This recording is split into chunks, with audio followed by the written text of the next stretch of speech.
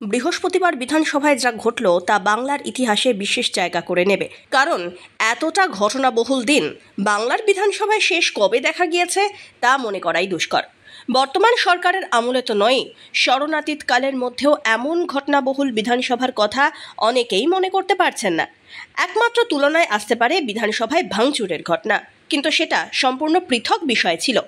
বিধানসভার বাইরের ঘটনার রেশ গড়িয়েছিল বিধানসভা পর্যন্ত। কিন্তু বিধানসভার অধিবেশন চলাকালীন যখন স্বয়ং মুখ্যমন্ত্রী নিজে সভায় উপস্থিত, সেই সময় এমন ঘটনা বাংলার বিধানসভার ইতিহাসে এক বিরল ঘটনা বলেই অভিমত তথ্যভিজ্ঞ মহলের। এই দিন একটা সময় পরিস্থিতি এতটাই উত্তপ্ত হয়ে ওঠে যে কোনো মুহূর্তে বড় ধরনের হিংসাত্মক ঘটনা ঘটে যেতেই পারত। সেক্ষেত্রে ফের একবার কালিমা লিপ্ত হতো বঙ্গ বিধানসভা। কিন্তু সেই পরিস্থিতি তৈরি হতে দেননি স্বয়ং মমতা বন্দ্যোপাধ্যায়। এদিন বিজেপির পরিকল্পিত হট্টগোলের মুখে ধৈর্যের সীমা ছাড়িয়ে গেলেও কখনোই ধৈর্যের বাঁধ ভাঙতে দেননি মুখ্যমন্ত্রী, বরং নজিরবিহীনভাবে নিজে নেমে এসেছেন বিধানসভার ওয়েলে, যা নিঃসন্দেহে এক ঐতিহাসিক ঘটনা। ওয়েলে নেমে তিনি নিজে হাতে দলের বিধায়কদের শান্ত করেছেন এবং ওয়েল থেকে ফিরিয়ে নিয়ে এসে আবারও তাদেরকে তাদের আসনে বসিয়েছেন। বারবার তার বক্তব্য বাধাপ্রাপ্ত হয়েছে। দৃশ্যতই তিনি চূড়ান্ত বিরক্ত হয়েছেন, কিন্তু ধৈর্য হারাননি। বরং বিরোধীদের পরিকল্পনা বুঝতে পেরে নাছোড় মনোভাব নিয়ে মাইক হাতে দাঁড়িয়ে থেকেছেন ঘন্টার পর ঘন্টা।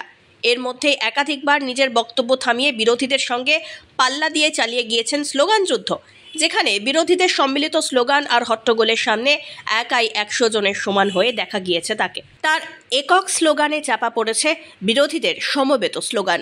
শাসক পক্ষের একাধিক বিধায়ক মনে করেছেন এদিন বিরোধীদের প্রধান পরিকল্পনা ছিল মুখ্যমন্ত্রীর বক্তব্যকে ভেস্তে দেওয়া, আর দ্বিতীয় পরিকল্পনা ছিল দিনের শেষ পর্যন্ত বিধানসভায় নিজেদের আসনে বসে থেকে সবার কাজ ভণ্ডুল করার চেষ্টা করা। কিন্তু তাদের এই দুই পরিকল্পনায় কার্যত বুমেরাং হয়েছে, কারণ বিরোধীদের বিক্ষোভের কারণে অনেক বেশি সময় ধরে বলার সুযোগ পেয়েছেন মমতা।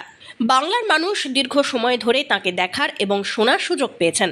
অপরদিকে বিরোধীদের বিধানসভায় মাটি কামড়ে পড়ে থাকার যে পরিকল্পনা ছিল, তাও শেষ পর্যন্ত ভেস্তে দিতে সফল হয়েছেন মুখ্যমন্ত্রী।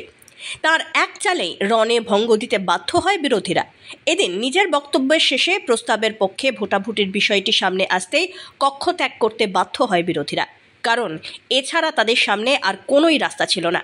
আর তাই বিরোধীদের লাগাতার বিশৃঙ্খলা সত্ত্বেও নিজের বক্তব্য সম্পন্ন করা এবং প্রস্তাব পাশ করানো, 2 লক্ষ্য পূরণেই সম্পূর্ণ সফল মমতা বন্দ্যোপাধ্যায়। আর তাই দিনের শেষে ফের একবার বিজয়িনীর মতোই বিধানসভা ছাড়েন বহু যুদ্ধ জয় করা নেত্রী তথা বাংলার মুখ্যমন্ত্রী মমতা বন্দ্যোপাধ্যায়। Bureau report.